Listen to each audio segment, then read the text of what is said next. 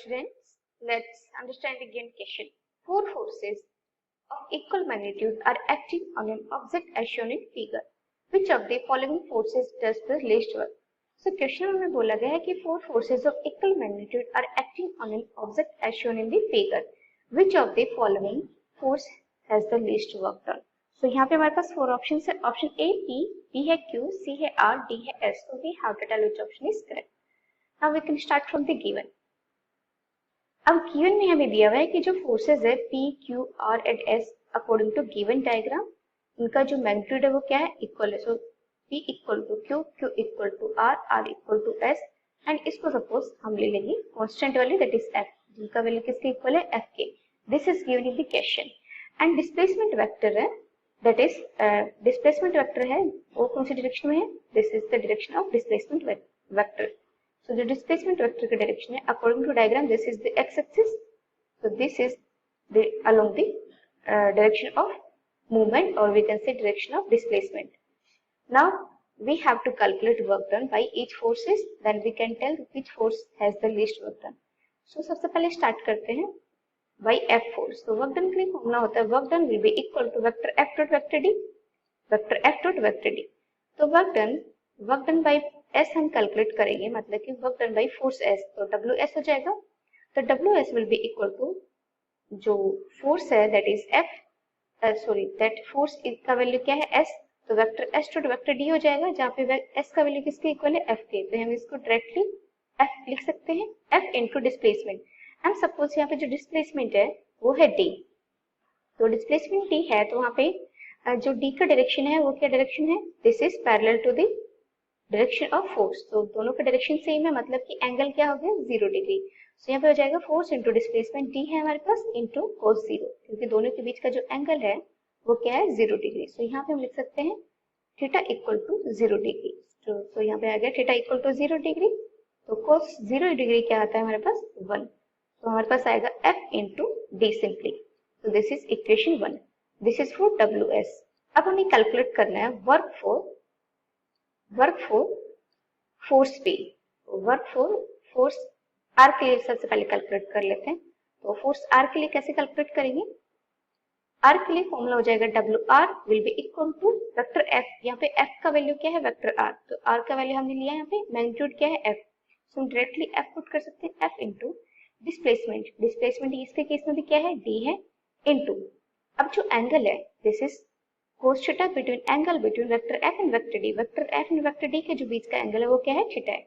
तो यहाँ पे जो थीटा है डिस्प्लेसमेंट का direction this is x direction and जो फोर्स है उसका डायरेक्शन है दिस डायरेक्शन. तो दोनों के बीच का एंगल कितना दिया उन्हें 30 डिग्री. तो यहाँ पे क्या लिखेंगे थीटा इक्वल टू 30 डिग्री. ठीक है. सो WR हमारे पास क्या आ जाएगा F into D into cos 30. ठीक है.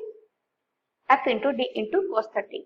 सो इसको हम सिंप्लीफाई करेंगे तो हमारे पास क्या आएगा FD एंड cos 30 का वैल्यू क्या होता है FD एंड cos 30 का वैल्यू होता है √3/2. ठीक है. This is √3/2 and this is suppose equation 2. अब हमें कैलकुलेट करना है work done for force Q के लिए हम कैलकुलेट करेंगे. तो फोर्स Q के लिए वर्क डन क्या हो जाएगा WQ will B vector F and vector D. Vector F dot vector D हो जाएगा WQ एंड इसको सिंप्लीफाई करेंगे तो हमारे पास क्या आएगा force into displacement into cos theta. तो फोर्स यहाँ पे क्या है F है क्योंकि मैग्नीट्यूड क्या है सेम है कांस्टेंट है. तो F इंटू डिस्प्लेसमेंट D है इंटू अब एंगल बिटवीन डिस्प्लेसमेंट का डायरेक्शन ये है एंड फोर्स Q का डायरेक्शन है परपेंडिकुलर. सो जो थीटा हो जाएगा वो क्या हो जाएगा इस केस में 90 degree. So we can say theta यहाँ पे कितना डिग्री है 90 डिग्री. तो थीटा 90 डिग्री है मतलब cos 90 डिग्री और cos 90 डिग्री का वैल्यू हमें पता है कितना होता है 0 डिग्री. This is 0. तो 0 इंटू दिस वैल्यू ये हो जाएगा हमारे पास 0. तो दिस इज इक्वेशन 3. ठीक है. अब हमें कैलकुलेट करना है वर्क फॉर फोर्स P. तो फोर्स P के लिए जो वर्क डन होगा वो क्या हो जाएगा WP will be equal to F into D into cos theta. तो F का वैल्यू जो फोर्स है this is P equal to क्या है F है. तो F into D into cos. अब यहाँ पे जो एंगल है फोर्स एंड डिस्प्लेसमेंट के बीच वो देखते हैं कितना है. So this is the direction of displacement and force का डायरेक्शन क्या है. फोर्स का डायरेक्शन है हमारे पास दिस डायरेक्शन. ठीक है. तो फोर्स का डायरेक्शन ये है डिस्प्लेसमेंट का डायरेक्शन. तो दोनों के बीच का एंगल क्या हुआ ये दोनों के बीच का एंगल क्या हुआ हमारे पास this will be equal to this angle is 60 degree this is given that vertical के साथ कितना एंगल है 60 डिग्री, तो ये 60 डिग्री, ये पूरा हमें पता है कि 90 डिग्री है, तो ये कितना आ जाएगा 30 डिग्री, ठीक है। So this will be 30 degree. So जो थीटा आएगा हमारे पास vector P and vector S के बीच, दैट विल बी 30 डिग्री, ठीक है। So we can say vector P and vector P and vector D के बीच का जो एंगल आएगा that will be 30 degree. So vector P and vector D के बीच का जो एंगल है यहाँ पे theta, that will be 30 degree. तो थीटा की वैल्यू हम यहाँ पे 30 डिग्री पुट करेंगे, तो 30 डिग्री पुट करेंगे तो WP हमारे पास क्या आएगा, F into D into cos 30 degree का वैल्यू क्या होता है 3/2। सो दिस इज इक्वेशन 4। अब हमें बताना है कि जो मिनिमम वर्क डन है वो किस में है। सो मिनिमम वर्क डन किस में होगा, यहाँ पे WS के लिए वैल्यू कितनी F इंटू D, WR के लिए value F into D into √3/2, WQ है 0, WP है F इंटू D इंटू √3/2। सो हमें पता चले कि जो लीस्ट वैल्यू है किसके लिए WQ, दिस इज 0, क्योंकि अदर देन दैट हमारे पास WS के लिए F इंटू D है, WR F into D into √3/2 है, and WP equal to this is also equal to WR, this is F into D into √3/2. So we can say WQ is equal to 0. So this is the least work done. Least work done by force Q, ठीक है। So we can say WQ का जो value है हमारे पास क्या है 0. This is the least work done, ठीक है, लिस्ट वर्क डन। अब ऑप्शंस देख लेते हैं, कौन सा ऑप्शन करेक्ट है। ऑप्शन ए है हमारे पास, ऑप्शन ए है P, ऑप्शन बी है Q, ऑप्शन सी है R, ऑप्शन डी है S।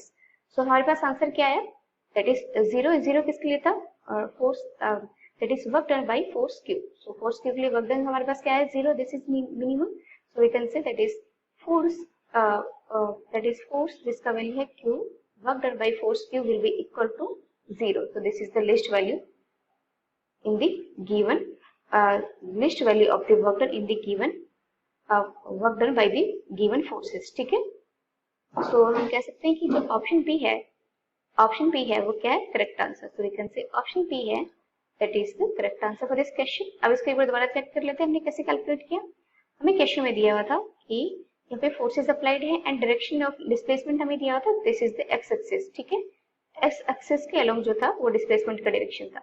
अब हमें कैलकुलेट करना work done in case of all the forces. अब यहाँ पे क्वेश्चन में दिया है कि जो force P, Q and R ऐसा उनका मैग्नीट्यूड सेम है एंड डायरेक्शन डिफरेंट है अकॉर्डिंग टू गिवन डायग्राम, ठीक है। तो हमें वर्क डन कैलकुलेट करना है, हमें बताना है कि लीस्ट वर्क डन किस फोर्स के द्वारा वर्क डन होगा।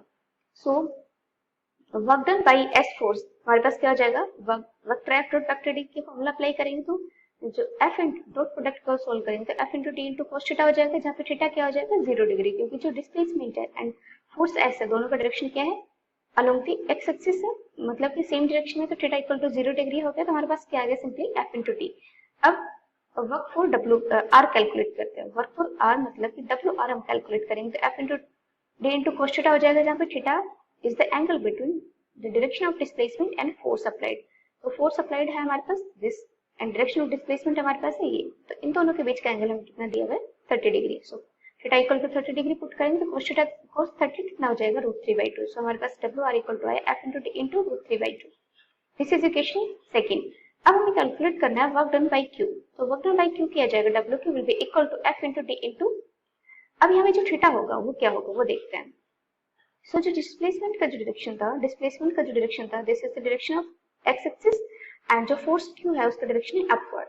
तो दोनों के बीच का एंगल कितना हुआ 90 degree. So this will be 90 degree. So we can say जो थीटा वैल्यू है between vector D and vector Q this will be equal to 90 degree. So cos 90 degree हमारे पास क्या हो जाएगा 0।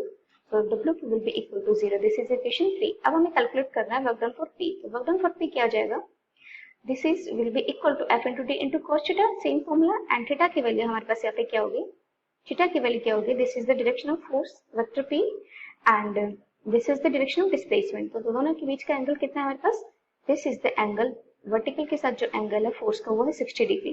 तो ये वाला जो एंगल है जो हमें रिक्वायर्ड है वो कितना हो जाएगा 30 degree. This will be 30 degree, ठीक है। तो हमारे पास vector D and vector P के बीच का जो फोर्स है वो कितना है 30 डिग्री। सो हमारे पास वर्क डन क्या आ जाएगा, by force P WP will be equal to F into D into √3/2। So we can say, तो हमारे पास मिनिमम फोर्स किस में आया, in case of force applied by Q। Force Q में जो वर्क डन है that is equal to 0। Other than this हमारे पास क्या है W S equal to F T है and W R equal to F into D into root 3/2 है and W P equal to F into D into root 3/2 है। So W Q का सबसे कम value हो गया, तो डब्ल्यू क्यू का सबसे कम वैल्यू क्या है, 0। This is the least work done by the force Q, so we can say W P equal to 0, that is the least work done. So according to option, कौन सा option correct हो गया, option B, that is Q. So option B is the right answer for this question. So this is the solution. I hope you understood the solution. Thank you.